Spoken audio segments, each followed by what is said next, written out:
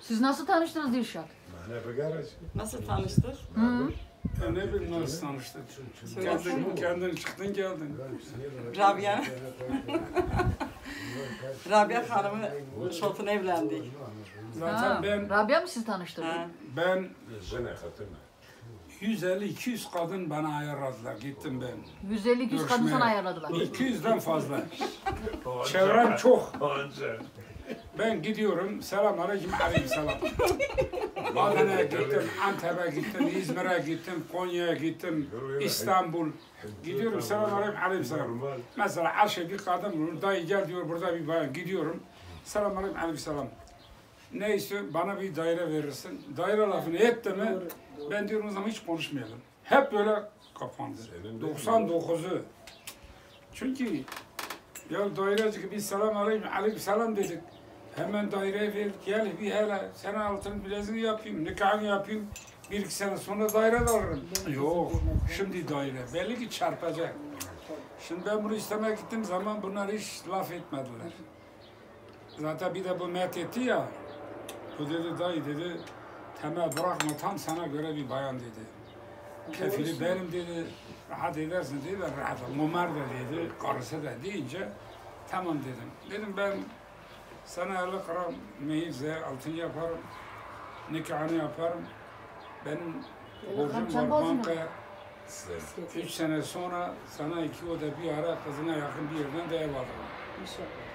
Tamam mı? Tamam. Hadi bakalım. Kandırdım, aldım, getirdim. Kızımıza kıyma. İşte. Şimdi işte onun eline bakıyoruz. Verirse yiyorum, vermezse yemiyorum. Güzel yemek yapar ha. Şimdi bir moda çıkarmış, ekmek vermiyor. Ha. Bizim Bilal kızlar, Bilal kiloluydu ya, kızlar vermiyor. Dedi ya bu cahmi benim bu kız Meliha var ya bu, bana ne ekmek veriyor ne yemek veriyor bu. Şimdi de böyle yapıyor. Yemeğe getir ekmek yok. La ekmeksiz olur mu? Sen kilo alıyorsun. Allah Allah. Ya doktor diyor ki bu kadar ekmek ye. Yok. Kötülüğüne yaparım, iyiliği yaparım. Değil mi? Ya iyi kötü geçinip gidiyoruz işte. Ama senin yanına gelmiş, güzelleşmiş ha.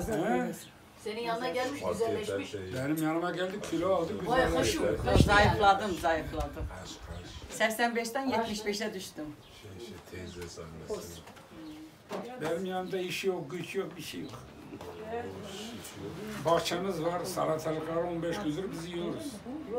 Asmışım böyle iple, domatesleri ve çilek var, soğan var, patates var, sarı koşun, biber var. Kayısı biz dün bozduk. Sen dün gelseydin sana 2-3 kilo verirdik. Mübarek.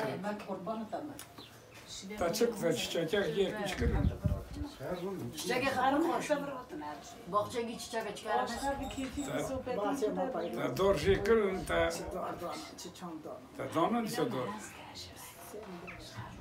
İyi, hayırlı olsun. Hayırlı olsun. Sen yalnız kalabiliyor musun evde? Hasan gitti mi? Evde hayırlısı ne oldu? Erkan kiye bu Erkan? Aşk kızılar. Ha?